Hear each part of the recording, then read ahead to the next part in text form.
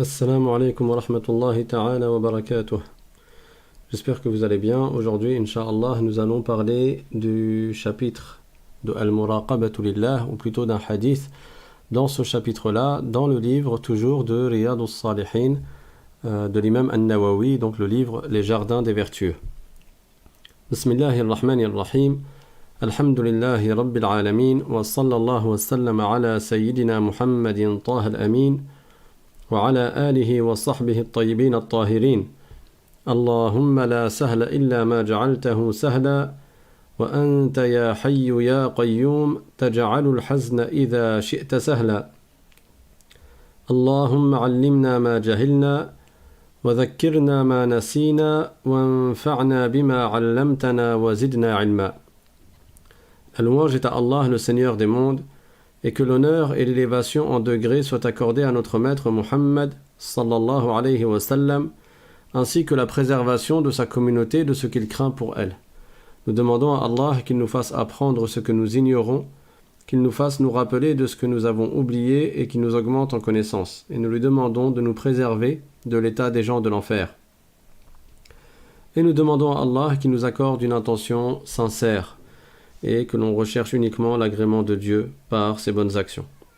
Donc, le 5e chapitre que l'imam An-Nawawi a cité dans son livre Les Jardins des Vertueux s'intitule Babul Muraqabah. Al-Muraqabah, ça consiste ça veut dire se surveiller, le fait de se surveiller pour Dieu.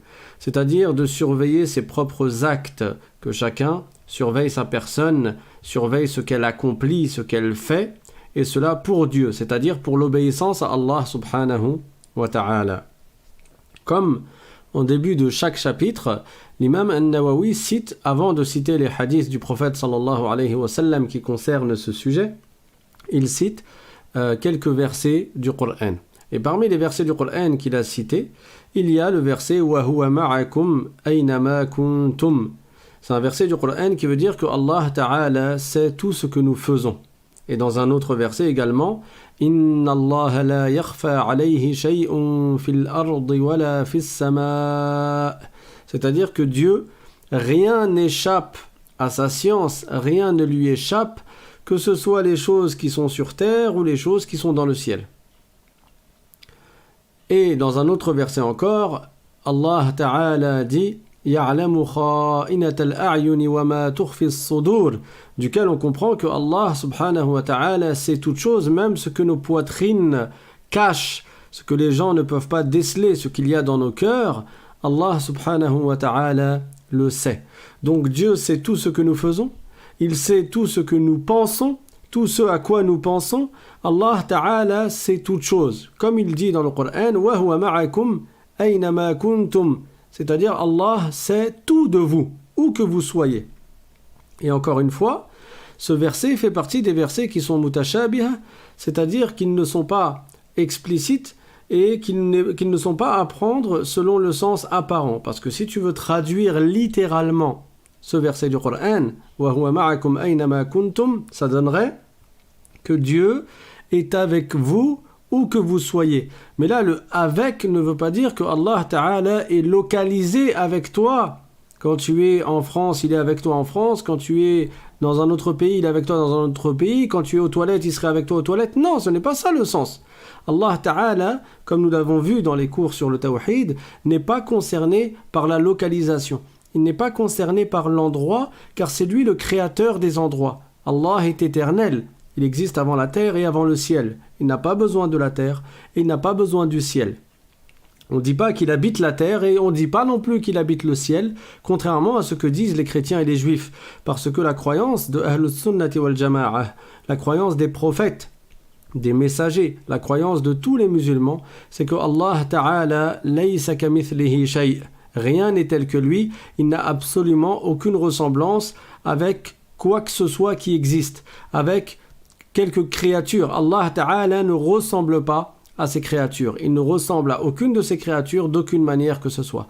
Donc, ça ne veut pas dire que Dieu est localisé avec nous, là où nous sommes, ou que Dieu serait partout, diffus comme l'air. Non. Ce verset signifie que Allah englobe toute chose par sa science, comme cela est confirmé et appuyé par d'autres versets du Coran, tels que le verset وَأَنَّ اللَّهَ قَدْ أَحَاطَ بِكُلِّ شَيْءٍ عِلْمًا, c'est-à-dire que Allah englobe toute chose par sa science. Donc après avoir cité quelques versets concernant, qui nous rappellent en fait que Allah sait tout de nous et qu'on ne peut pas échapper par une de nos actions, que chaque acte que nous faisons ne lui échappe pas. Chaque action que nous accomplissons, Allah la sait. Et Dieu dit dans un autre verset du Coran, أَلَا يَعْلَمُ مَنْ خَلَقَ وَهُوَ اللَّطِيفُ الْخَبِيرُ, dans Surat al-Mulk. C'est-à-dire, ne sait-il pas ce qu'il a créé? Allah Ta'ala, c'est lui le créateur de toutes choses. Alors évidemment qu'il sait ce qu'il crée. Et quand on dit que Dieu est le créateur de toutes choses, ça veut dire qu'il a créé nos corps, mais il a créé également nos actes. Allah dit dans le Coran, Wallahu khalaqakum wa ma ta'malun. C'est-à-dire, Allah vous a créé, et il a même créé ce que vous faites. Donc rien n'échappe à sa science. Et celui qui observe cela, qui se rappelle de cela dans son cœur, cela va l'éloigner de tomber dans le péché. Et c'est ça ce qu'on appelle al-muraqabah, le fait de se surveiller pour Dieu. De se rappeler que Dieu nous voit, de se rappeler que Dieu sait tout de nous, que Dieu sait ce que nous faisons, et ce afin d'éviter de tomber dans le haram, d'éviter de désobéir à Dieu, subhanahu wa ta'ala. Donc, sur ce sujet, l'imam An-Nawawi, rahimahullah, a cité plusieurs hadiths, parmi lesquels un hadith qui est assez long et qui pourrait être expliqué en réalité en plusieurs leçons, en plusieurs cours. Mais on va en faire un résumé afin de parler du sujet qui concerne le cours d'aujourd'hui. Le sujet de Al-Muraqabah, parce que ce hadith, il concerne en fait plusieurs sujets. وأما الأحاديث فالأول عن عمر بن الخطاب رضي الله عنه قال بينما نحن جلوس عند رسول الله صلى الله عليه وسلم ذات يوم إذ طلع علينا رجل شديد بياض الثياب شديد سواد الشعر لا يرى عليه أثر السفر ولا يعرفه منا أحد حتى جلس إلى النبي صلى الله عليه وسلم فأسند ركبتيه إلى ركبتيه ووضع كفيه على فخذيه وقال يا محمد أخبرني عن الإسلام. Donc je vais traduire déjà cette partie-là du hadith. Donc c'est le hadith de Omar ibn al-Khattab radiyallahu anhu. On a déjà parlé de Omar ibn al-Khattab, je crois, dans la première leçon de Riyad al-Salihin, qui est un des plus grands compagnons du prophète, et c'était le deuxième calife bien guidé après la mort du prophète sallallahu alayhi wa sallam. Donc Omar ibn al-Khattab a dit, alors que nous étions assis avec le messager de Dieu sallallahu alayhi wa sallam, un jour, un homme est venu à nous. Et cet homme avait des habits extrêmement blancs et des cheveux extrêmement noirs. Et on ne voyait pas sur son aspect, son apparence, qu'il venait d'un voyage. C'est-à-dire, il n'y avait pas les traces du voyage sur lui. Et personne parmi nous ne le connaissait. Et ça, c'était quelque chose d'étonnant. Parce que d'un côté, personne ne le connaît alors que tout le monde se connaît. Ça veut dire qu'il n'est pas d'ici.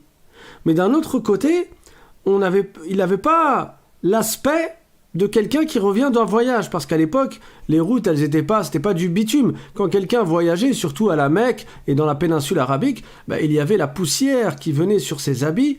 C'était flagrant que la personne, elle revenait d'un voyage. C'était flagrant. Là, lui, non. Il n'avait pas l'air de revenir d'un voyage, mais en même temps, personne ne le connaissait. Hatta jalasa ila an-nabi sallallahu alayhi wa sallam.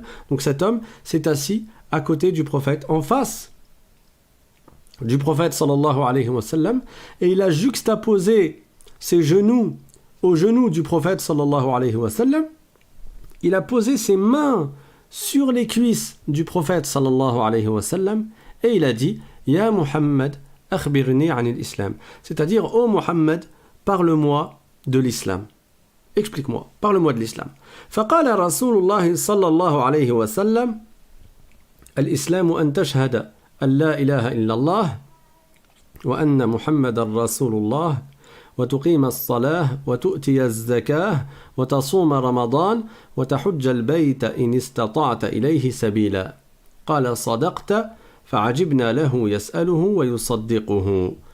Donc, la première question que cet homme a posée au prophète était « Ô Mohammed, parle-moi de l'islam ». Et le prophète, sallallahu alayhi wa sallam, lui a répondu « L'islam, c'est que tu témoignes qu'il n'est de Dieu que Dieu, et que Mohammed est le messager de Dieu, que tu accomplisses la prière, que tu verses la zakat, que tu jeûnes le mois de Ramadan, et que tu accomplisses le pèlerinage à la maison sacrée, si tu en as la capacité. » Et là, cet homme a répondu au prophète, il lui a dit « C'est juste, c'est correct ce que tu dis. » Alors Omar, lorsqu'il raconte ce hadith, il dit « فَعَجِبْنَا لَهُ يَسْأَلُهُ وَيُصَدِّقُهُ » On était étonné, il lui pose une question et après il lui confirme que sa réponse est correcte.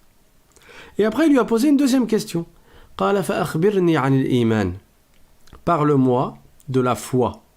قال أن تؤمن بالله وملائكته وكتبه ورسله واليوم الآخر وتؤمن بالقدر خيره وشره. قال صدقت.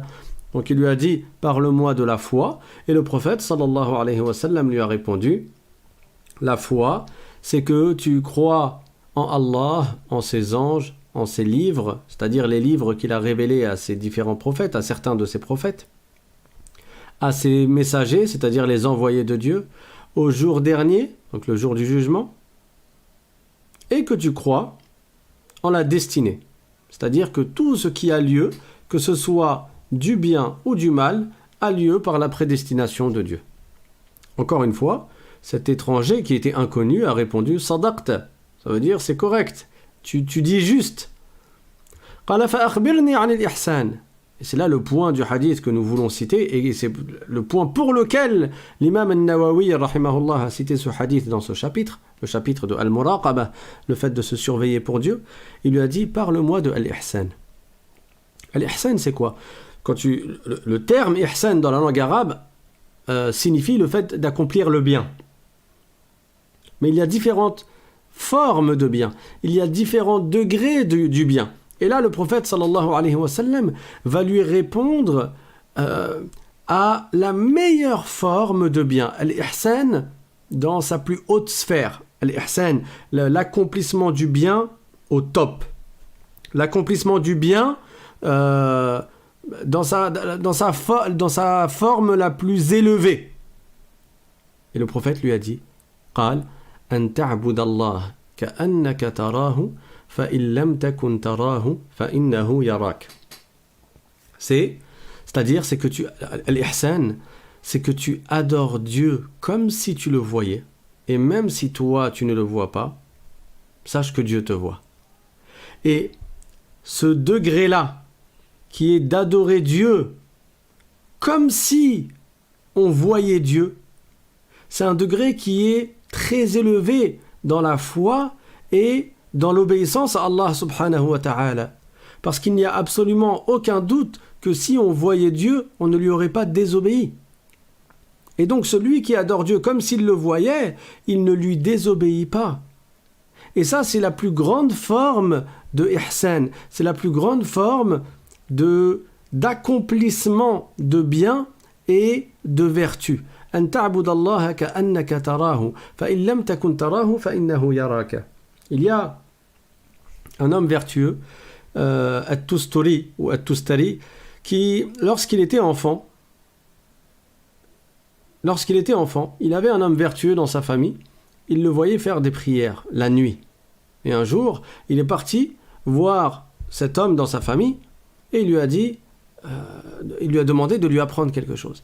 Et cet homme de sa famille, qui était son oncle, il lui a dit « Dis 3 fois dans ton cœur, Dieu me voit. Allahu yarani. » C'est tout ce qu'il lui a dit de faire. Lui, il lui a demandé de faire une wazifa, de faire quelque chose. « Apprends-moi quelque chose que je vais faire moi aussi. » Il était petit, c'était un enfant. Il lui a dit quelque chose qui paraît très simple. Dans ton cœur, régulièrement, 3 fois, tu dis « Allahu yarani. Allahu yarani. Allahu yarani. » Dans ton cœur, c'est-à-dire tu dis « Dieu me voit, Dieu me voit, Dieu me voit. » Et il lui a dit de répéter cela régulièrement. Alors cet enfant, Sahl, il a continué à répéter cela régulièrement et quotidiennement, puis il est revenu voir son oncle et il lui a demandé de lui rajouter quelque chose. Et cet oncle-là lui a dit de les dire maintenant 7 fois. Pas 3 fois, mais 7 fois. Et il a continué comme ça pendant une période. Ensuite, il lui a dit de les dire à voix haute. Et il a continué comme ça pendant une période. Et quand il est revenu un jour voir son oncle, il lui a dit « Celui qui sait que Dieu le voit, est-ce qu'il va lui désobéir ?» Après lui avoir fait répéter cette phrase dans son cœur, avec sa bouche, avec insistance, avec persévérance et persistance, il lui a dit « Celui qui sait que Dieu le voit, est-ce qu'il va désobéir à Dieu ?» Et l'enfant a répondu « Non ». Il lui a dit « Voilà ». Et donc cet enfant, il a grandi en ayant conscience, en ayant à l'esprit continuellement, constamment, quotidiennement que Allah le voit. Et ça l'a mené vers les hauts degrés. Cet enfant, lorsqu'il est devenu adulte, c'est devenu un homme vertueux, un savant, il est très connu, et il ne désobéissait pas à Dieu parce qu'il avait conscience de cela. Pourtant, tous les musulmans le savent. Allah Ta'ala dit dans le Coran « Laysa kamithlihi shay' wa huwa as-sami'u al-basir » C'est-à-dire que rien n'est tel que lui, et Dieu est celui qui entend et qui voit. Dieu, il entend toutes choses et il voit toutes choses. Ça, on le sait, tous les musulmans le savent, que Allah voit toutes choses, et que Dieu sait toutes choses, et que Dieu entend toutes choses, et que rien n'échappe à sa science. Et malgré ça, il y en a beaucoup qui tombent dans les péchés. Puisque les savants ont dit « Qalilun minan nasi muslimun, wa qalilun minal muslimina muta'allimun, wa qalilun minal muta'allimina amilun, wa qalilun minal amilina mukhlisun » C'est-à-dire peu de gens sont musulmans et peu de musulmans ont appris la science de la religion et peu de ceux qui ont appris la science de la religion appliquent ce qu'ils ont appris et peu de ceux qui appliquent ce qu'ils ont appris appliquent avec sincérité. Donc au final, celui qui est musulman, qui a appris la religion, qui pratique et applique correctement et qui le fait avec sincérité, ces gens-là sont peu. Et Dieu le dit dans le Coran, وَقَلِيلٌ مِّنْ عِبَادِيَ الشَّكُورِ Les vertueux, les esclaves de Dieu qui sont vertueux, qui ont atteint le degré de la sainteté, ne sont pas des plus nombreux. C'est une minorité dans la population. Ces gens-là, c'est qui? Ce sont ceux qui ont gardé al-muraqaba dans leur cœur, qui est un devoir du cœur, le fait de se surveiller pour Dieu. Une fois, il y avait un cheikh qui s'occupait particulièrement d'un de ses élèves, plus que des autres élèves. Il a enseigné à ses élèves la religion, mais il accordait une attention particulière à un élève précis. Les parents d'élèves sont partis le voir et ils ont exprimé leur mécontentement. Ils ont dit « Pourquoi tu t'occupes de lui plus que de nos enfants à nous ?» Alors, le cheikh, il a voulu leur faire comprendre que cet enfant était particulier. Il a voulu leur faire comprendre que cet enfant, il avait compris des choses que les autres enfants, il avait perçu, il avait compris, il avait un état de compréhension qui était au-dessus des autres. Et il a voulu leur montrer cela, leur prouver cela. Il a donné une poule à chaque enfant et il leur a dit « Allez dans un coin où personne ne vous voit et égorgez cette poule et ensuite ramenez-la moi. » Et là, tous les enfants, ils sont partis. Alors le premier, il a égorgé la poule, il s'est caché quelque part, il l'a égorgé, il est venu, il était tout content, il avait réussi à faire ce que le cheikh lui avait dit. Ensuite, le deuxième est arrivé, pareil, il avait égorgé la poule. Ensuite, le troisième est arrivé, il avait égorgé la poule, et ainsi de suite. Et chacun expliquait où est-ce qu'il a réussi à trouver un endroit où personne ne le voyait. Maintenant, il a dit, moi je me suis caché ici, l'autre il a dit, moi j'ai réussi à me cacher là-bas, j'ai vérifié, j'ai fait attention à ce que personne ne me voit, et j'ai égorgé ma poule, et après je suis venu. Et à la fin, l'enfant en question, que le cheikh lui accordait une attention particulière, il est venu en pleurant, et il avait sa poule avec lui, il ne l'avait pas égorgée. Alors le cheikh lui a dit, qu'est-ce qui se passe, qu'est-ce qu'il y a? Et cet enfant lui a dit, je suis parti dans tous les endroits possibles, mais à chaque endroit je me suis rappelé que Dieu me voit. Et tu nous as dit d'égorger la poule dans un endroit où personne ne nous voyait. Et le cheikh a dit aux parents, vous avez compris maintenant? Vous avez compris pourquoi cet enfant est particulier? Cet enfant, il a compris dans son cœur, il a constamment à l'esprit que Dieu nous voit. Et celui qui a cela dans son cœur, il fait ce qu'on appelle al-muraqabatu lillah, il se surveille pour Dieu, et il garde à l'esprit que Dieu le voit, que Dieu sait ce qu'il fait, cette personne-là s'éloignera des péchés. Parce que comment? En ayant à l'esprit que Allah subhanahu wa ta'ala nous voit, comment lui désobéir? C'est pour cela que le prophète sallallahu alayhi wa sallam a dit Al-ihsan an ta'bud Allah ka'annaka tarahu fa in lam takun tarahu fa innahu yarak.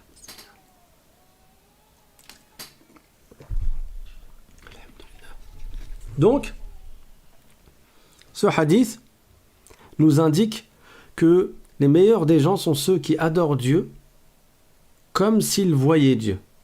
Ils adorent Dieu comme s'ils voyaient Dieu. Et c'est connu que, ne serait-ce que devant les parents, un enfant a moins tendance à désobéir à ses parents quand les parents le voient. Mais s'il va désobéir, c'est probablement quand ses parents auront le dos tourné. Et pareil pour l'instituteur, pareil pour le professeur, pareil pour l'éducateur. La plupart des enfants sont ainsi. C'est-à-dire que c'est difficile de désobéir à la personne qui lui interdit une chose en face de lui, en sachant que cette personne le voit. C'est pour cela que celui qui a conscience que Allah Ta'ala le voit et qui adore Dieu comme s'il voyait Dieu, celui-là ne tombera pas dans les péchés et il s'éloignera des péchés. Dans la suite du hadith, on va continuer à le lire, même si on ne va pas expliquer le hadith dans sa totalité aujourd'hui, parce que c'était ce sujet-là que nous souhaitions expliquer. Donc cet homme ensuite a dit قال فأخبرني عن الساعة قال ما المسؤول عنها بأعلم من السائل. Il lui a dit parle-moi de as-sa'a, c'est-à-dire l'heure du jugement dernier, la fin des temps, le moment où ce sera la fin de ce monde. Et le prophète sallallahu alayhi wa sallam lui a répondu celui qui est interrogé n'a pas plus de connaissances là-dessus que celui qui interroge. C'est-à-dire, j'en sais pas plus que toi. Seul Allah sait le moment de la fin du monde. Alors, cet homme a dit parle-moi alors des signes de la fin du monde. Parle-moi des signes de as-sa'a, des signes qui vont indiquer que l'heure approche. Et là, le prophète sallallahu alayhi wa sallam a cité quelques signes. قال أن تلد الأمة ربتها وأن ترى الحفاة العراة العالة رعاء الشاء يتطاولون في البنيان. Il lui a cité 2 exemples de signes de la fin du monde. Et comme je vous avais dit, Inch'Allah, on fera une série de cours sur les signes de la fin du monde qui ont été évoqués dans les différents hadiths du prophète sallallahu alayhi wa sallam. Mais là, dans ce hadith, le prophète a parlé de أن تلد الأمة ربتها, c'est-à-dire que parmi les signes de la fin du monde, il y a que une esclave donnera naissance à sa maîtresse. Et certains savants ont expliqué ce hadith par le uquq de al-walidain, c'est-à-dire le grand péché de la nuisance envers les parents, la nuisance extrême envers les parents qui va se propager au point que la maman, elle va donner naissance à des enfants qui vont agir avec elle comme si c'était leur esclave. Et bien sûr, on est en plein dans cette époque-là. Ce signe de la fin du monde est déjà arrivé. Combien d'enfants agissent avec leurs parents comme si les parents étaient leurs esclaves? Et le deuxième, c'est-à-dire qu'ils font en sorte que ce soit les parents qui soient au service de leurs enfants, alors au lieu d'être eux-mêmes au service de leurs parents. Et le deuxième signe de la fin du monde que le prophète sallallahu alayhi wa sallam a cité,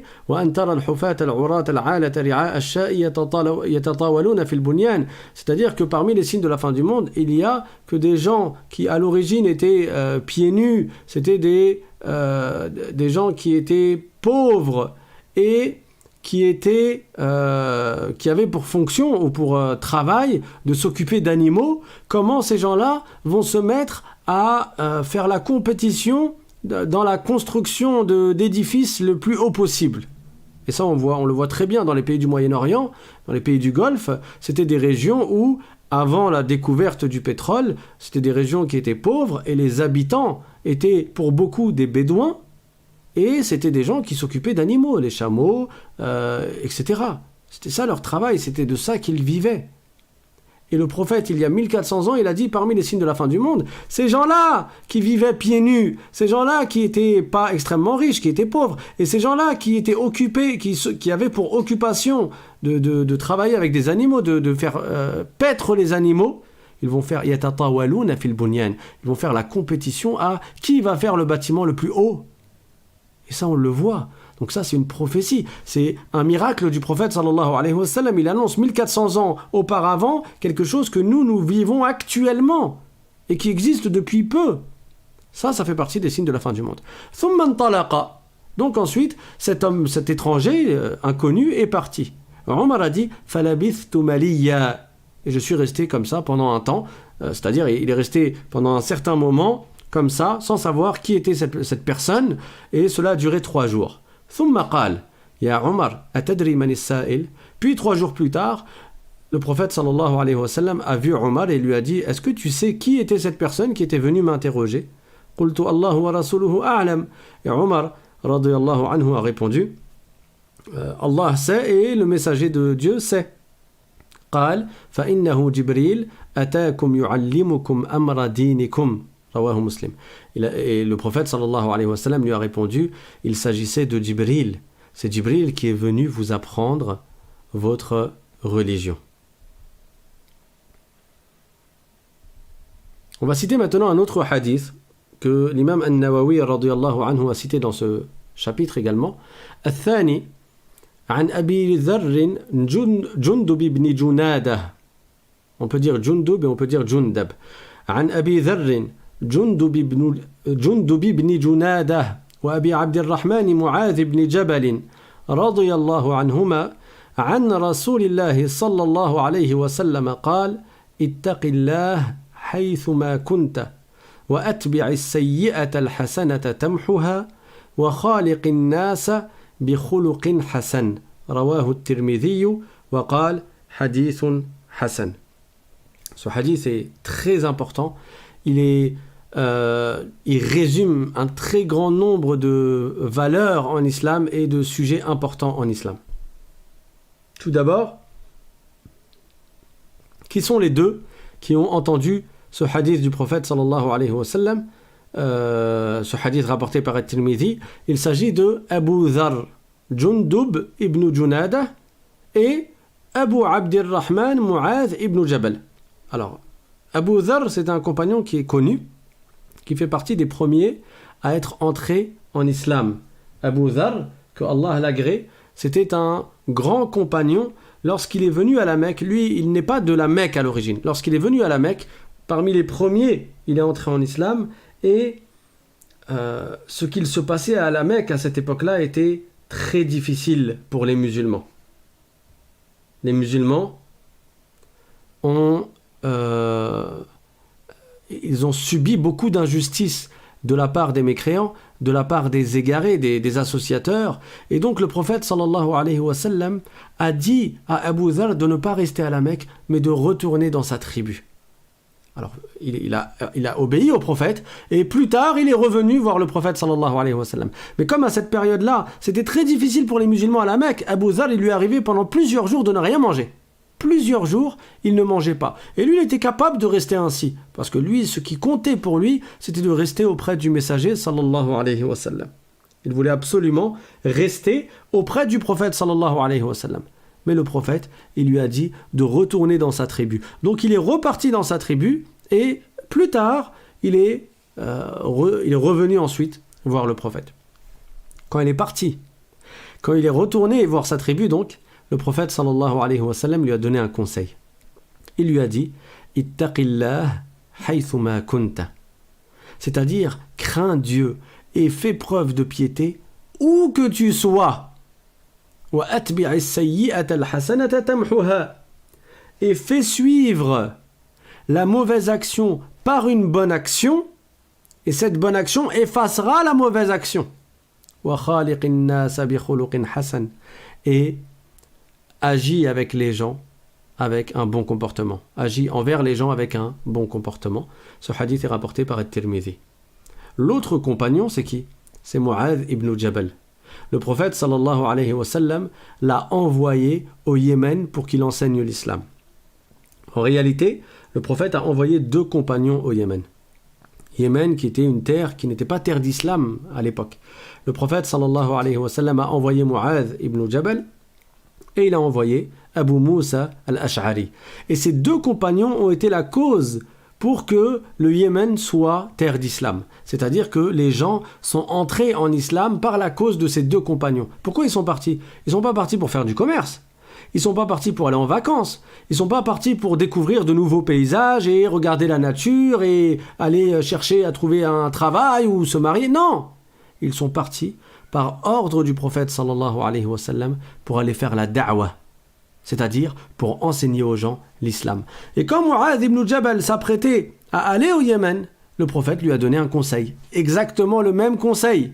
Il lui a dit « Ittaqillah haythuma kunta » c'est-à-dire fais preuve de piété où que tu sois. Wa atbi'is sayyi'ata al-hasanata tamhuha. Si tu as fait une mauvaise action, fais-la suivre par une bonne action et elle effacera la mauvaise action. Wa khaliqin nasa bi khuluqin hasan, et agis envers les gens avec un bon comportement.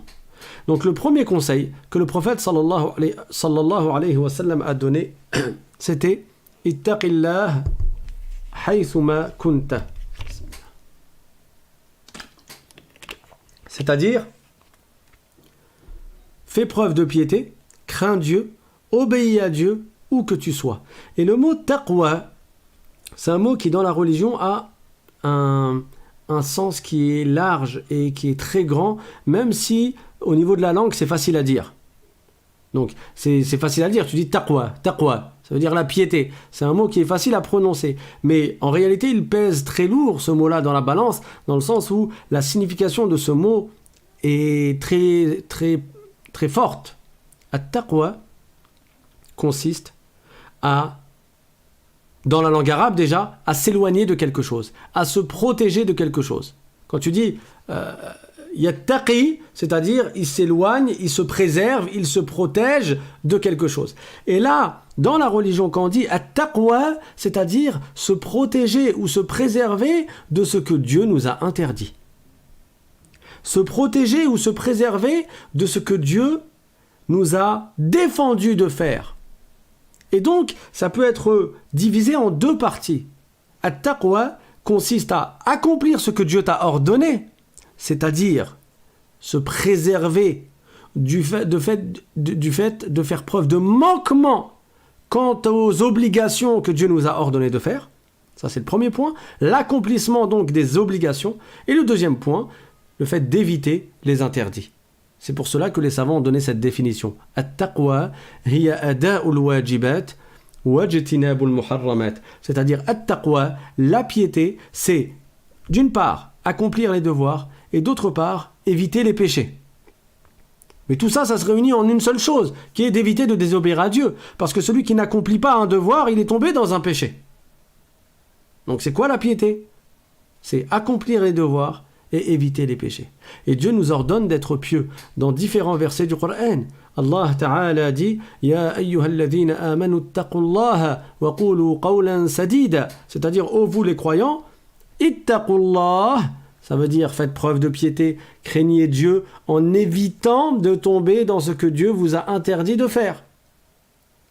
Et bien sûr, ça implique d'éviter de tomber dans le relâchement qui nous fait délaisser les obligations. Donc en gros, ça veut dire quoi ? Ittaqullah, ça veut dire accomplissez les devoirs et évitez les péchés. Et c'est ça la droiture. La droiture, quand quelqu'un il est droit, ça veut dire qu'il accomplit les devoirs et qu'il évite les péchés.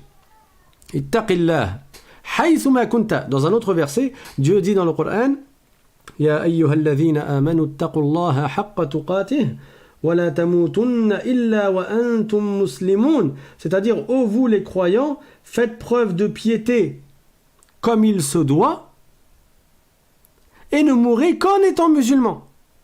Dans un autre verset encore, Ya ayyuhalladhina amanu ittaqullaha wal tanzur nafsum ma qaddamat lighad wattaqullah innallaha khabirum bima ta'malun.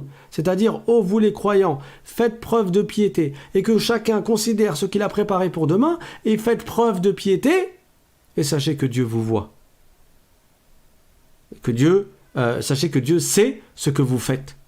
Celui qui a conscience de ces versets et qu'il se les rappelle régulièrement, Inch'Allah, cela va l'aider à accomplir ce que Allah lui a ordonné et à éviter ce que Dieu lui a interdit. Et celui qui ne fait pas preuve de piété, ça veut dire quoi? Ça veut dire qu'il tombe dans les péchés. Mais chaque fois qu'il tombe dans un péché, c'est comme un point noir qui va s'inscrire sur son cœur. Et après, quand il va faire encore un autre péché, encore un autre point noir va s'inscrire sur son cœur. Et quand il va faire un autre péché, encore un point noir va s'inscrire sur son cœur. Et ce, jusqu'à ce que son cœur va devenir noir. Il va être comme couvert de noirceur. Et c'est ça qui est visé dans le verset du Coran. Kalla bal rana ala qulubihim ma kanu yaksibun. C'est-à-dire que ce qu'ils ont accompli comme péché, comme mauvaise action, a fait que la noirceur a couvert leur cœur. Et c'est quoi les conséquences de cette noirceur dans le cœur? C'est que la personne, après, elle est dans une insouciance telle que même les exhortations, il est possible qu'elles ne lui fassent plus effet. Même s'il écoute un cours de religion, même si on lui donne un conseil, même si on lui dit de craindre Dieu, même s'il entend un verset du Coran, il est possible que cela ne le touche pas, que cela ne l'atteigne pas. Pourquoi? Parce qu'il a le cœur noir, il a le cœur fermé. Et donc plus il commet des péchés, et plus il s'éloigne du droit chemin, et plus son cœur s'éloigne de la crainte de Dieu, et plus cela va l'entraîner à commettre encore plus de péchés. C'est pour ça que Al-Muraqaba est important. Le fait de se surveiller pour Dieu, qui est que à chaque fois avant d'accomplir un acte, tu te rappelles, Dieu me voit. Si c'est une mauvaise action, si c'est un péché, tu te rappelles, tu te dis, Allah me voit. Allah sait ce que je fais. Allah me voit. Allah sait ce que je fais, afin de t'éloigner de cette mauvaise action, de t'éloigner de ce péché. Parce qu'un péché, plus un péché, plus un péché, plus un péché, à la fin la personne, elle banalise cela. Il arrive que des gens... La première fois qu'ils commettent un péché, ils trouvent le péché comme étant extrêmement grave. Et ça leur fait quelque chose. Ils veulent vraiment... Ils se sentent pas bien. Et s'ils le font, ils se sentent très mal. Pourquoi? Parce qu'ils se rendent compte qu'ils ont désobéi à Dieu. La première fois qu'une personne va boire de l'alcool, la première fois qu'une personne va fumer de la drogue, la première fois qu'une personne va mentir, la première fois qu'une personne va insulter... Chaque mauvaise action, quand elle est faite pour une première fois, la personne, elle ne se sent pas bien parce qu'elle sait que c'est pas bien ce qu'elle fait. Mais dès qu'elle a passé ce cap de la première fois, c'est beaucoup plus facile pour elle de faire la deuxième, de tomber dans le péché une deuxième fois. Il n'y a plus cette barrière-là. Il a détruit cette barrière de la honte qu'il avait en lui-même de désobéir à Dieu. Donc c'est un point noir qui va s'ajouter à un autre point noir, qui va s'ajouter à un autre point noir. Et plus les points noirs remplissent le cœur, et moins la personne ne se sent honteuse de désobéir à Dieu. Moins elle craint Allah subhanahu wa ta'ala. Donc ittaqillah haythuma kunta. Le prophète sallallahu alayhi wa sallam leur a dit à ses deux compagnons, où que vous soyez, faites preuve de piété. Et quelle que soit ta situation, tu es dans l'aisance, tu fais preuve de piété. Et Inch'Allah, en faisant preuve de piété dans l'aisance, Allah Ta'ala, il te préserve quand tu es dans la difficulté. Et ça, c'est tiré d'un autre hadith, qui est d'ailleurs le hadith suivant. Je ne pense pas qu'on aura le temps d'en parler, en tout cas aujourd'hui, mais dans un autre hadith rapporté par An-Nawawi dans ce livre, le prophète sallallahu alayhi wa sallam a donné conseil à un compagnon qui s'appelle Ibn Abbas et qui était son cousin, et il lui a dit « Ya ghulam, inni u'allimuka kalimat, ihfadillah yahfadka. Ihfadillah tajidhu tujahaka. » C'est-à-dire, ô jeune homme, jeune enfant, Abdullah ibn Abbas, il n'avait même pas 10 ans à cette époque. Mais il était éveillé. Et le prophète lui a donné un conseil magnifique. Il lui a dit « Ihfadillah yahfadka ». Ihfadillah, ça ne veut pas dire « protège Dieu ». Dieu, il n'a pas besoin d'être protégé. Dieu, il ne subit aucune nuisance de qui que ce soit. Mais, en fait, c'est un sens figuré dans la langue arabe qu'on appelle majazul hadf, et qui consiste à supprimer de la phrase un mot parce qu'il est compris du reste des mots dans la phrase. En réalité, ihfazillah, ça veut dire ihfaz awamir Allah. Ça ne veut pas dire protège Dieu. Tu ne vas pas traduire littéralement. Encore une fois, les hadiths, les versets du Coran, on ne va pas les traduire bêtement et littéralement. Surtout, notamment quand ça implique ou ça entraîne des sens qui ne sont pas corrects en français. Yahfazillah, comment tu vas le traduire? Tu vas le traduire par la signification de cette expression. Ça veut dire préserve-toi des péchés, des interdictions que Dieu t'a interdit de faire. Ou préserve-toi, ou yahfazillah dans le sens plutôt yahfaz awamir Allah, c'est-à-dire préserve les ordres de Dieu en les accomplissant. Persévère dans l'accomplissement de ce que Dieu t'a rendu obligatoire. Yahfazka, ça veut dire en faisant preuve de piété, en préservant les obligations, c'est-à-dire en continuant à les faire. Dans l'aisance, tu seras dans la difficulté, Dieu te protégera. Il te protégera de quoi? Par exemple, il te protège de tomber dans le péché suite à l'épreuve qui t'a touché. Rappelez-vous, dans le cours sur la patience, on a dit que la personne est récompensée lors d'une épreuve à condition qu'elle ne tombe pas dans un péché suite à cette épreuve. Donc, ihfazillah, yahfazka, ça veut dire que si tu es dans l'aisance, toi, tu persévères dans l'accomplissement de ce que Dieu t'a ordonné de faire, tu te surveilles pour Dieu. Quand tu seras dans la difficulté, Dieu te protégera. Si tu es en bonne santé et tu persévères dans l'accomplissement de ce que Dieu t'a ordonné et tu fais preuve de piété, quand tu seras dans la maladie, Dieu te protégera. Te protège par exemple de tomber dans les péchés suite à cette maladie. Etc., etc. Il y a plein de cas de figure. Tu es dans cette vie, dans ta jeunesse, tu préserves les ordres de Dieu, tu obéis à Dieu. Quand tu seras dans ta vieillesse, Allah Ta'ala protégera par exemple tes organes. Et c'est ce qui est arrivé à un grand savant qui s'appelle Abu Shuja'. Abu Shuja', c'était un homme vertueux, il a vécu 160 ans.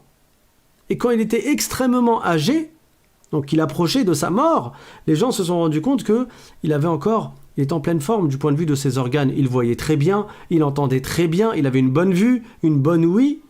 Et les compagnons lui ont dit, ses compagnons, ses élèves, ils lui ont dit, mais comment as-tu fait pour avoir une si bonne santé à l'âge que tu as maintenant? Il a vécu 160 ans. Et il leur a répondu,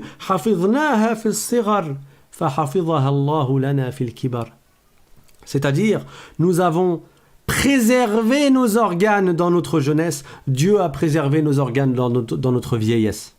C'est-à-dire, quand j'étais jeune, je faisais en sorte de ne pas tomber dans les péchés des yeux, de ne pas désobéir à Dieu avec mes yeux, de ne pas désobéir à Allah avec ma langue, de ne pas désobéir à Allah avec mes oreilles, de ne pas écouter du haram, de ne pas parler avec des paroles haram, de ne pas utiliser mes pieds dans le haram. Quand j'ai vieilli, Allah Ta'ala a protégé mes organes de la faiblesse et il a fait que je garde toujours cette force dans ma santé et dans ma vue et dans mon ouïe.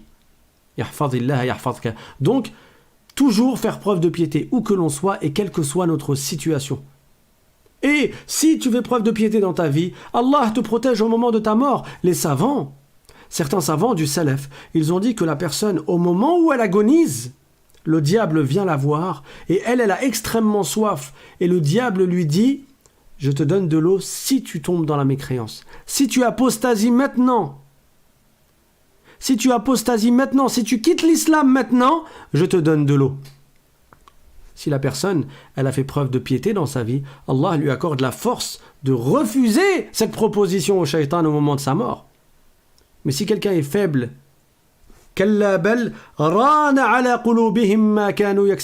si son cœur est noir, c'est possible que là, à ce moment-là, il lâche prise et qu'il accepte de vendre son âme au diable. Il accepte de faire de la mécréance comme le diable lui a demandé et d'être égaré. Et le diable ne lui donne même pas à boire de l'eau.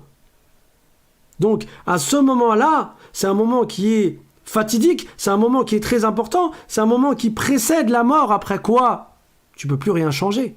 À ce moment-là, Allah te protège si dans ta vie, tu as protégé, tu as préservé ce que Allah Ta'ala t'a rendu obligatoire. Ittaqillah haythuma kunt. Ensuite, le prophète a dit à ses compagnons,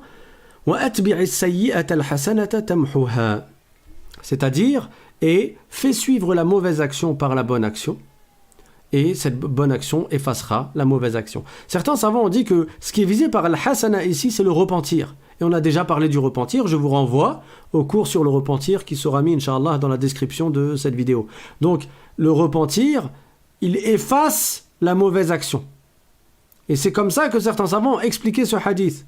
Quel que soit le péché qui a été commis, celui qui se repent, le prophète sallallahu alayhi wa sallam a dit At-ta'ibu min adh-dhanbi kaman la dhanba lah. C'est-à-dire celui qui se repent après avoir commis un péché, c'est comme si le péché n'avait pas été commis. Donc même ce qui est écrit dans le livret des anges, le livre des anges qui ont inscrit la mauvaise action, il efface l'ange, cette écriture-là est effacée du livre. Donc au jour dernier, la personne n'aura pas à rendre compte de cette action dont elle s'est repentie. Et comment elle fait pour se repentir ? Je vous renvoie pour les détails au cours précédent. Mais en résumé, elle arrête de commettre le péché, elle regrette d'avoir commis le péché, elle a l'intention ferme de ne plus jamais récidiver, de ne plus jamais recommencer le péché. Si elle a été injuste envers quelqu'un, elle va lui demander pardon, ou bien elle va lui rendre ce qu'elle lui a volé, par exemple. Et si elle a délaissé des obligations, elle doit les rattraper, comme la prière, ou bien le jeûne de Ramadan, ou bien la zakat, par exemple, qu'elle n'a pas payée pendant des années alors qu'elle devait la payer. Donc, fais suivre ta mauvaise action par le repentir, ça effacera. D'autres savants ont dit que les bonnes actions, d'une manière générale, effacent les petits péchés. Quand tu fais tes prières, le prophète sallallahu alayhi wa sallam a dit que quand tu fais tes prières obligatoires, si entre deux prières obligatoires, tu n'as pas commis de grands péchés, alors les petits péchés qui sont entre ces deux prières sont effacés. Les petits péchés qui ont eu lieu entre deux prières obligatoires, entre le Dhahr et l'Asr qui ont été accomplis, les petits péchés, bien sûr, qui ont été accomplis correctement avec les sunnas et ainsi de suite, les petits péchés sont effacés. Et on vous a mis également des petites vidéos dans lesquelles le prophète sallallahu alayhi wa sallam, dans lesquelles on rapporte du prophète sallallahu alayhi wa sallam certains hadiths, comme quoi celui qui récite telle et telle parole, Allah Ta'ala lui efface ses petits péchés. Donc la bonne action efface les petits péchés. Et parfois, certaines bonnes actions effacent même des grands péchés. Mais nous, on ne le sait pas. Nous, dans tous les cas, on doit se repentir. Dans tous les cas. Parce que si une bonne action a effacé des péchés à nous, des péchés que nous avons pu accomplir dans le passé, nous, on ne peut pas le savoir. Et dans tous les cas, il nous incombe de faire preuve de faire le repentir. Dieu dit dans le Coran, Ya ayyuhalladhina amanu, tubu ila Allahi tawbatan nasuha. Dieu nous ordonne de nous repentir. Donc on doit se repentir. Mais il se peut qu'une bonne action, elle efface même des grands péchés. Le prophète a dit dans un hadith qu'une femme dans une communauté antérieure, donc avant l'avènement de la mission du prophète sallallahu alayhi wa sallam, là on parle d'une femme qui a vécu à l'époque d'un autre prophète, sachant que tous les prophètes étaient musulmans. Cette femme, c'était une fornicatrice, une prostituée. Donc elle donnait son corps en contrepartie d'argent, et ça compte parmi les plus grands péchés en islam. Pas seulement dans notre communauté, la communauté du prophète Mohammed sallallahu alayhi wa sallam, mais également dans les communautés antérieures. La fornication fait partie des plus graves des péchés. Et c'est pour cela que l'islam nous a interdit de tomber dans des petits péchés qui mènent vers la fornication. Et quand on dit petit péché, ça ne veut pas dire que c'est pas grave, hein.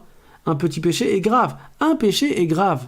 Tous les péchés sont graves. Parce qu'il s'agit de désobéir à Dieu. Et c'est ça, quand tu fais al-muraqabatu lillah, tu te surveilles pour Dieu, tu ne réfléchis pas en disant « Ah, mais ce que je veux faire là, c'est un petit ou un grand péché ?»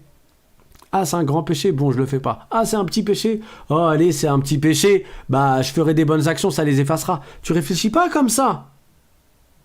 Tu réfléchis en disant, ce que je veux faire, c'est une désobéissance à qui ? Je suis en train de désobéir à qui, là ? À Dieu, mon Créateur.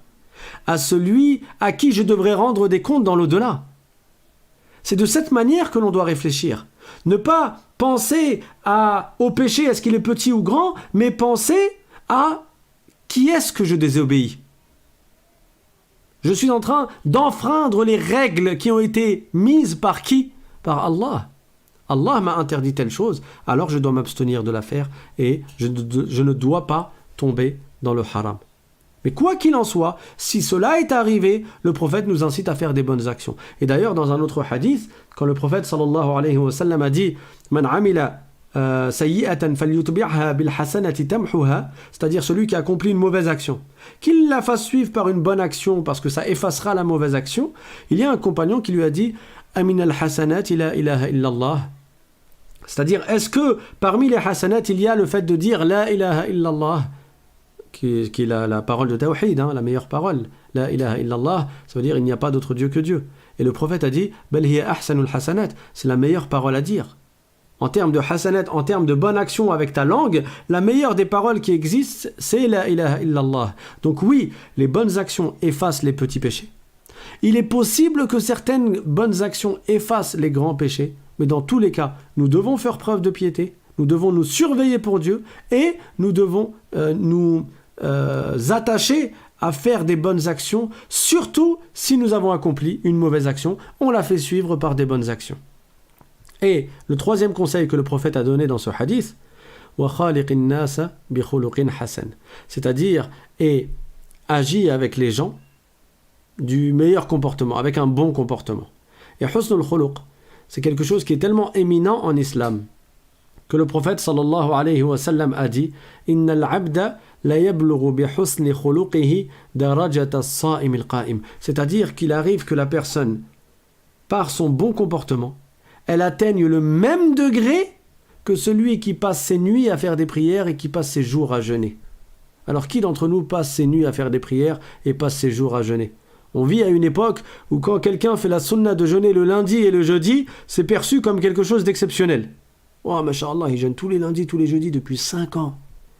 Alors que c'est quelque chose qui était courant et qui était commun. Les vertueux dans le passé, kanu yasumuna ad-dahr, ils jeûnaient leur vie, c'est-à-dire mis à part 5 jours dans l'année qu'il est interdit de jeûner, il y avait un certain nombre de gens qui passaient leur vie à jeûner. Parce qu'ils étaient à courir derrière les bonnes actions, les hasanat, les adorations. Nous, on vit à une époque où le moindre acte de bien peut être perçu comme quelque chose de gigantesque. Alors, quelqu'un qui connaît le Coran par cœur à notre époque, les gens ils disent « Oh, masha'Allah, il connaît le Coran par cœur ». Mais dans le passé, connaître le Coran par cœur, et pas que dans le passé, même dans certains pays à notre époque. Il y a des pays où, dans chaque famille, il y a un enfant qui apprend le Coran par cœur, minimum. Dans chaque famille. Il y a un enfant que l'on réserve pour l'apprentissage de la science de la religion et pour, Inch'Allah, devenir un savant. Et ça, c'est une bonne habitude que les musulmans avaient dans les pays musulmans. Et cela apporte de la baraka en plus dans la famille. Une fois, quelqu'un est parti voir le prophète, sallallahu alayhi wa sallam, pour se plaindre de son frère. Parce que lui, il allait travailler et son frère, il restait toujours avec le prophète. Alors il est parti se plaindre avec son frère qui n'était pas là à l'aider en allant travailler avec lui. Et le prophète sallallahu alayhi wa sallam lui a répondu la'allaka turzaqu bihi, dans le sens, c'est-à-dire c'est possible que c'est par sa baraka que Dieu t'accorde la subsistance à toi. Alors oui, tu vas travailler et c'est bien, bien sûr. Le prophète a incité à gagner son argent par le travail de ses propres mains. Ça, c'est quelque chose qui est louable en islam. N'attends pas l'aide des autres, mais avec tes mains, tu vas chercher ta subsistance. Mais celui qui était là à rester avec le prophète sallallahu alayhi wa sallam, à apprendre la science de la religion avec le prophète, par son attachement à la pratique et à l'application de l'islam et à l'apprentissage de l'islam, le prophète a dit c'est possible que c'est par sa baraka à lui que son frère qui travaille, il reçoit de la subsistance. Et c'est Dieu qui accorde la subsistance à qui il veut. Et nous, dans tous les cas, on doit faire preuve de piété. Parfois, tu vois 2 magasins collés qui vendent la même chose. Il y en a un, il fait un carton, et l'autre, il n'arrive à rien vendre du tout. C'est Dieu qui accorde la subsistance. Allah, al-Razzaq, al-Rizqu ala Allah. Donc, nous, on doit faire preuve de piété, on doit se surveiller pour Dieu, et, Inch'Allah, Dieu nous accorde ce dont nous avons besoin. Mais dans tous les cas, on doit faire attention à ne pas tomber dans les péchés. Même si il rentre dans la catégorie des petits péchés, parce que chaque péché est grave. D'ailleurs, et je vais finir avec ça, Inch'Allah, dans un autre hadith rapporté par l'imam An-Nawawi, rahimahullah, donc il a dit, عن أنس رضي الله عنه قال إنكم لتعملون أعمالا هي أدق في أعينكم من الشعر كنا نعدها على عهد رسول الله صلى الله عليه وسلم من الموبقات رواه البخاري وقال الموبقات المهلكات. Donc Anas radiyallahu anhu, il parlait à des gens qui sont venus après lui et il leur a dit vous faites des actes que vous négligez, que vous considérez comme quelque chose de peu ou de pas immensément, qui ne fait pas partie des plus graves des actes. Vous commettez des choses qui sont pour vous aussi fines ou plus fines qu'un cheveu. Ça veut dire pour vous, ce que vous avez fait, c'est pas des plus graves des choses. Et il a dit كُنَّا نَعُدُّهَا عَلَى عَهْدِ رَسُولِ اللَّهِ صَلَّى اللَّهُ عَلَيْهِ وَسَلَّمَ مِنَ الْمُوبِقَاتِ. Nous, on les voyait ces choses-là à l'époque du prophète, parce que Anas c'était le compagnon du prophète, hein. C'est celui qui était au service du prophète pendant 10 ans. Il a dit, nous à l'époque du prophète, on voyait ça comme des choses qui mènent à la perdition. Pourquoi ? Parce que nous, on voyait ça comme une désobéissance à Dieu, et on ne réfléchissait pas en se disant, non mais ça c'est un petit péché. Si je fais une bonne action après, ça va effacer le petit péché. C'est pas ainsi que la personne réfléchit. Toujours, tu te rappelles et tu dis, Allahu yarani, Allahu yarani, Allahu yarani, Dieu me voit, Dieu me voit, Dieu me voit. Le fait de se rappeler cela, comme Sahl at-Tusturi, il faisait, Inch'Allah, ça nous pousse et ça nous mène à œuvrer dans le bien, à suivre le chemin de droiture et à nous élever en degré bi'idhnillahi ta'ala. Alors la troisième partie du hadith de base que je voulais expliquer, ittaqillah haythuma kunta, fais preuve de piété où que tu sois, wa atbi'is sayyi'ata al-hasanata tamhuha, et fais suivre ta mauvaise action par une bonne action, cela effacera la mauvaise action, wa khaliqin nasa bi khuluqin hasan, et agis envers les gens avec un bon comportement. Cette partie-là, je ne suis pas rentré beaucoup dans les détails, non seulement, donc la troisième sur le bon comportement, non seulement parce que nous arrivons à la fin de l'heure, mais également parce que nous aurons l'occasion, Inch'Allah, de parler du bon comportement plus en détail. Mais en résumé, le comportement, les savants l'ont défini en 3 choses. Premièrement, agir en bien envers les autres, qu'ils soient reconnaissants ou pas. Deuxièmement, supporter la nuisance des autres. Et troisièmement, ne pas agir en mal envers les autres. Ne pas avoir un mauvais comportement envers les autres. Voilà comment on définit les savants, voilà comment les savants ont défini l'excellence de comportement. Donc ce hadith a été rapporté par At-Tirmidhi, et At-Tirmidhi il a dit hadith Hassan. C'est un hadith Hassan, et dans une autre version, hadith Hassan Sahih. Alors que veut dire hadith Hassan ? En fait, il y a différents degrés dans le hadith, du point de vue de la fiabilité. Je pense en avoir déjà parlé dans un cours précédent. Un hadith qui est fiable, considéré comme étant authentique, on va dire qu'il est sahih. Un hadith qui est fiable également, mais qui a un degré en dessous de sahih, on dit qu'il est hasan. Donc hasan ou sahih, dans les deux cas, ce sont des hadiths qui sont fiables. Par contre, le hadith qui n'est pas fiable, c'est un hadith qu'on appelle da'if. Donc le sahih et le hasan sont 2 degrés différents, mais qui sont tous deux fiables. Maintenant, parfois, Tirmidhi, au sujet d'un hadith, il va dire qu'il est Hassan Sahih. Et ça, c'est quelque chose qui n'est pas commun chez les savants. Parce que les savants, ils disaient, soit le hadith est Hassan, parce qu'il réunit certains critères de fiabilité, soit le hadith est Sahih, parce qu'il réunit encore plus de critères de fiabilité. Donc, comment dire d'un même hadith qu'il est Hassan Sahih ?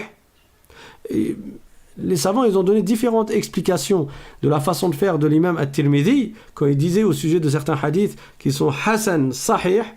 Et ce qui est fortement probable, et ce qui a été cité par certains savants, c'est que, en fait, quand le hadith possède une seule chaîne de transmission, et que At-Tirmidhi a un doute, est-ce que le hadith il est Hassan ou bien il est Sahih ?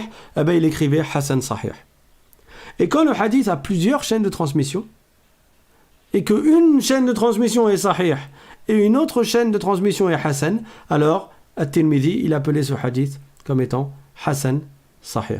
Voilà, on va s'arrêter là, Inch'Allah, pour aujourd'hui. Il y a beaucoup à dire sur Al-Muraqaba, sur le fait de se surveiller pour Dieu, mais que l'on se rappelle que cela revient à observer dans son cœur la crainte de Dieu et à se rappeler que Allah subhanahu wa ta'ala nous voit et qu'il sait ce que nous faisons, et cette crainte et cette observation que nous avons dans notre cœur qui nous mène à ne pas tomber dans la désobéissance à Dieu, c'est ça ce que les savants ont appelé al-muraqabatu lillah, c'est-à-dire le fait de se surveiller pour Allah subhanahu wa ta'ala. Walhamdulillahi rabbil alamin. Wa sallallahu wa sallam ala sayyidina Muhammadin taha al-amin wa ala alihi wa sahbihi at-tayyibin at-tahirin. On va laisser vraiment pas longtemps pour les questions parce qu'on a dépassé 1 heure. À l'origine, j'étais censé faire des cours de 45 minutes. Donc si quelqu'un a une question, il peut la poser. Je ne veux pas en prendre beaucoup.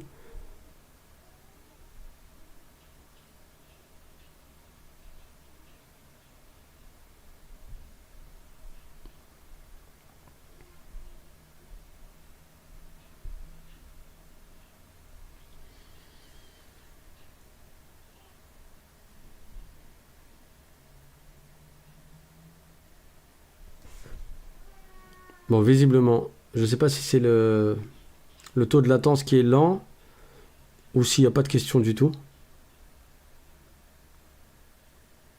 Ah, ça y est, les questions, elles commencent à arriver. Donc, est-ce qu'on peut avoir les hadiths cités? Alors oui, je vous avais dit la semaine dernière qu'Inch'Allah, j'allais le faire. Bon, j'ai pas pris le temps de le faire cette semaine, mais j'ai l'intention de vous mettre les hadiths que j'ai cités, les hadiths de An-Nawawi, de vous les mettre, Inch'Allah ta'ala. Donc, si vous... moi, je vous incite à les apprendre par cœur. Hein. Ce sont des hadiths qui sont éminents, qui comportent beaucoup de sens, et c'est en se rappelant ces hadiths-là qu'on applique notre religion, justement. Il y a une question, le bon comportement est-il valable aussi envers les mécréants? Bien sûr. Le prophète sallallahu alayhi wa sallam avait un excellent comportement et c'est ce qu'il a transmis à ses compagnons et même envers les non-musulmans. Même Dieu dans le Coran, il fait l'éloge de ceux qui donnaient à manger aux gens qui n'étaient pas musulmans. Allah Ta'ala dit dans le Coran وَيُطْعِمُونَ الطَّعَامَ عَلَى حُبِّهِ مِسْكِينًا وَيَتِيمًا وَأَسِيرًا. C'est-à-dire que c'est-à-dire que Allah fait l'éloge de ceux qui donnent à manger, que ce soit aux pauvres, miskin, aux yatim, aux orphelins, ou asira, et aux asir. Le asir, c'était des mécréants. Donc, on agit en bien envers les musulmans et on agit en bien envers les non-musulmans également. C'est ça ce qui est enseigné en islam. Le prophète sallallahu alayhi wa sallam a dit La yu'minu ahadukum hatta yuhibba linnasi ma yuhibbu li nafsihi. Dans une version du hadith qui veut dire l'un d'entre vous n'atteindra pas un degré de foi complète tant qu'il n'aimera pas pour les gens ce qu'il aime pour lui-même. Et là, les gens, parce que dans une version du hadith, hatta yuhibba li akhihi. Dans une version, c'est tant qu'il n'aime pas pour son frère, c'est-à-dire son frère en islam, ce qu'il aime pour lui-même. Mais il y a une version qui est plus globale et qui est hatta yuhibba linnasi. Et ça englobe même les non-musulmans. Ce que tu aimes pour toi-même, tu le souhaites pour eux également. Et ce que tu souhaites le plus, c'est quoi? C'est d'être sauvé de l'enfer. Ben, c'est ce que tu souhaites également pour les non-musulmans. Et c'est pour cela que tu essayes d'œuvrer afin de les amener vers la guidée et de les faire embrasser l'islam. Il y a une autre question. Si une personne a une tache noire dans son cœur et il fait le repentir, est-ce que la tache noire, elle part? Oui. La tache noire, elle disparaît, le point noir, la tache noire disparaît par le repentir. Bien sûr. Il y a une question qu'on m'avait posée aussi précédemment, je crois que c'était par mail. Si une personne, est-ce que la personne, elle doit faire le repentir de chaque péché tout seul ou elle peut faire un repentir global? Elle peut faire un repentir global de ses péchés. Si une personne, elle a commis beaucoup de péchés, elle insultait les gens, elle frappait les gens, elle volait, elle tombait dans la fornication, elle buvait de l'alcool, et ensuite elle veut se repentir, elle peut se repentir de tous ses péchés en même temps. Oui, le repentir efface tout péché, même un grand péché. Même la mécréance, quelqu'un qui se repent de la mécréance en entrant en islam, sa mécréance est effacée. Quelqu'un qui se repent de sa mécréance en la délaissant, en la jetant de son cœur et en récitant les deux témoignages, sa mécréance est effacée, elle revient à l'islam. Et quelqu'un qui est tombé dans la fornication qui compte parmi les plus graves des péchés, ou qui est tombé dans le gain usuraire qui compte parmi les plus graves des péchés, ou qui a délaissé la prière pendant des années, et cela fait partie des plus graves des péchés, celui-là, s'il se repent, en accomplissant un repentir complet, ses péchés sont effacés, oui. Alors la phrase en arabe qui veut dire Allah nous voit, c'est Allahu yarana. Et si tu parles de toi-même, Allah me voit, ça veut dire Allahu yarani. Bien sûr, quand on dit Dieu nous voit, on ne va pas s'imaginer un bonhomme avec des yeux qui nous regardent. Allah ne ressemble pas à ses créatures. On a déjà expliqué que Dieu n'est pas un corps et qu'il n'est pas concerné par les parties du corps. Dieu n'est pas concerné par les organes. Mais on doit croire qu'il a pour attribut la vue, et ça on le verra plus en détail dans les cours sur la croyance.